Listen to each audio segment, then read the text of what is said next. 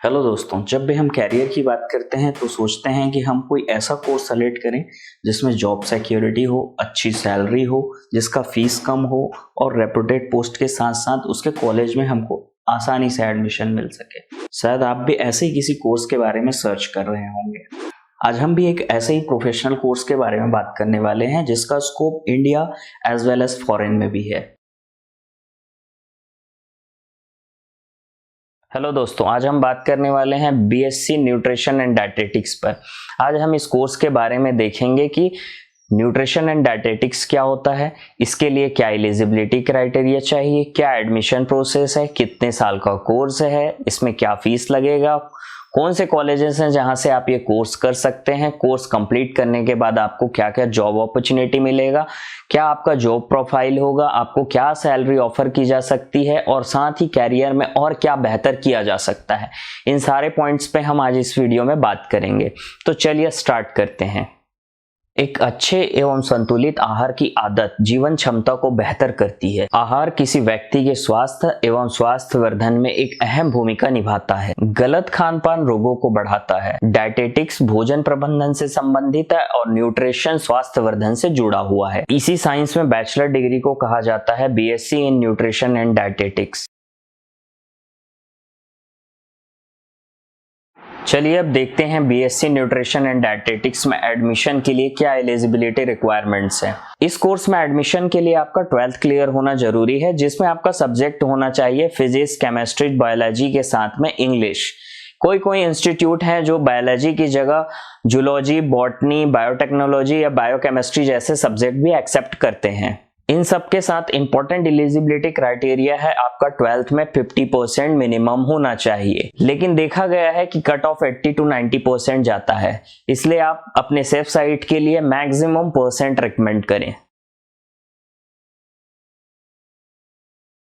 Duration की बात करें तो BSc nutrition and dietetics 3 year full time course है, जिसे 6 सेमेस्टर में डिवाइड किया गया है। आगे हम सेमेस्टर वाइज सब्जेक्ट देखेंगे जिसमें आप और बेहतर तरीके से इसे समझ पाएंगे। चलिए बात कर लेते हैं सिलेबस के बारे में। सिलेबस को समझने के लिए उसे सेमेस्टर वाइज 6 भागों में देखना होगा। तो चलिए स्टार्ट करते हैं। फर्स्ट सेमेस्टर में हम जो सब्जेक्ट पढ़ेंगे वो है soft skill and communication skill, human physiology, food and nutrition, food chemistry. Second semester में हम पढ़ेंगे public health and nutrition, human nutrition, mother child health, nutritional biochemistry. Third semester में हम पढ़ेंगे food microbiology, family meal and diet planning, food quality analysis, food industry management. Fourth semester में हम पढ़ेंगे introduction of food science, science of bakery and confectionery, introduction of food preservation. Fifth semester में हम पढ़ेंगे nutritional ethics, introduction of dietetics, food packaging and marketing management, food processing operations and management. Six semester में हम पढ़ेंगे food biochemistry, dietetics 2, food service management, diet and patient consulting.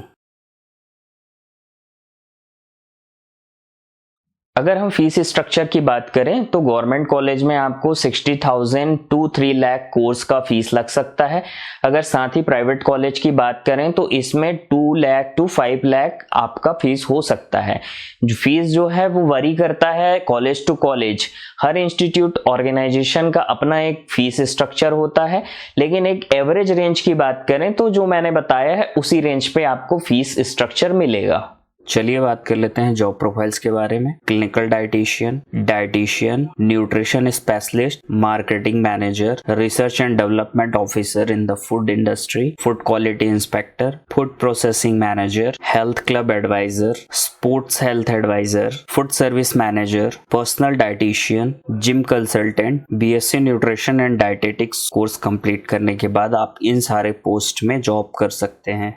चलिए अब देख लेते हैं कौन से कॉलेज यूनिवर्सिटी है जहां पे आप एडमिशन ले सकते हैं। मैंने एग्जांपल्स के तौर पे कुछ कॉलेज और इंस्टीट्यूट के नाम आपके सामने रखे हैं, चलिए देखते हैं। Queen Mary College Tamil Nadu, Manav Rachna International University Hyderabad, SGT University Haryana, Andhra University Andhra Pradesh, Osmania University Hyderabad Andhra Pradesh, Mumbai University Mumbai, Maharaja Sayajirao Baroda University Baroda, Maharana Pratap Agriculture and Technology University Udaipur, Acharya NG Ranga Agriculture University Hyderabad Andhra Pradesh, Alphonsa College Pala, Madurai Kamaraj University Madurai Tamil Nadu, GD Goenka University Gurgaon, Sharda University, Mahatma Gandhi university.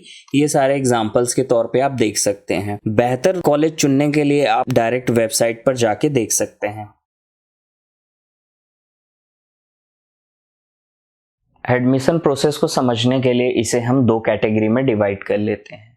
पहला है डायरेक्ट एडमिशन, दूसरा है एंट्रेंस एग्जाम के थ्रू एडमिशन। यदि हम एंट्रेंस एग्जाम की बात करें तो अभी तक इसके लिए कोई कॉमन एंट्रेंस एग्जाम की फैसिलिटी नहीं है। ये इंस्टीट्यूट लेवल या ऑर्गेनाइजेशन लेवल पर एग्जाम अपीयर कराया जाता है जिसमें आपको क्वालिफाई करना होता है। गवर्नमेंट कॉलेज में भी एडमिशन का कुछ इसी प्रकार प्रोसेस है। इसमें भी आप एंट्रेंस एग्जाम के मेरिट के बेस पे या आपके 12th के मेरिट के बेस पे आप एडमिशन ले सकते हैं। डायरेक्ट एडमिशन की बात करें तो आप अपने सुविधाजनक इंस्टीट्यूट में जाके आसानी से एडमिशन ले सकते हैं। इस कोर्स में आमतौर पर एडमिशन डायरेक्ट लेवल पर ही होता है। आप एडमिशन प्रोसेस को 3 स्टेप में कंप्लीट कर सकते हैं। एडमिशन प्रोसेस में फर्स्ट स्टेप है एप्लीकेशन टू द कॉलेज। आप जिस भी कॉलेज में एडमिशन लेना चाहते हैं आप उस कॉलेज में जाके एडमिशन ले सकते हैं। उससे पहले आप सुनिश्चित कर लें कि आप कौन से कॉलेज में एडमिशन लेना चाहते हैं। जब आप ये तय कर लें कि आप किस कॉलेज में एडमिशन चाहते हैं फिर उस कॉलेज में जाके एप्लीकेशन फॉर्म सबमिट कर सकते हैं। एप्लीकेशन फॉर्म सबमिशन के टाइम पे आप ध्यान रखें कि आपके द्वारा दी गई जानकारी सही होनी चाहिए। खास तौर पे एलिजिबिलिटी क्राइटेरिया से संबंधित जानकारी आप सही तरीके से भरें ताकि आपका एडमिशन सुनिश्चित हो सके। गलत दी जानकारी आपके दावेदारी को खत्म कर सकता है। सेकेंड स्टेप है प्रिपरेशन ऑफ लिस्ट।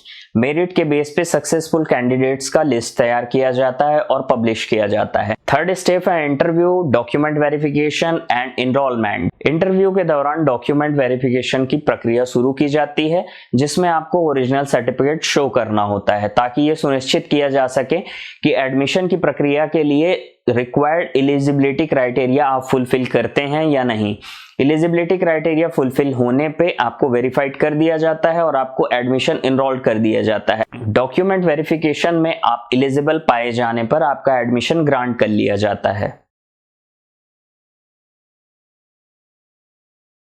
अब हम अगर सैलरी की बात करें तो इस कोर्स को करने के बाद आपको एंट्री लेवल पे 25,000 to 40,000 सैलरी ऑफर की जा सकती है। साथ ही हम एक्सपीरियंस की बात करें तो आफ्टर एक्सपीरियंस आपको इसमें 50,000 to 1 लाख सैलरी ऑफर की जा सकती है। ये जो सैलरी है वो डिपेंड करता है कि आप किस पोस्ट पे हैं, किस ऑर्गेनाइजेशन पे हैं और साथ ही डिपेंड करता है आपके परफॉर्मेंस, स्किल, कार्य क्षमता, गुणवत्ता और अदर स्किल पर। उसके आधार पर आपको सैलरी ऑफर की जा सकती है। अगर ये वीडियो आपको इन्फॉर्मेटिव लगे तो वीडियो को लाइक कीजिए, चैनल को सब्सक्राइब कीजिए।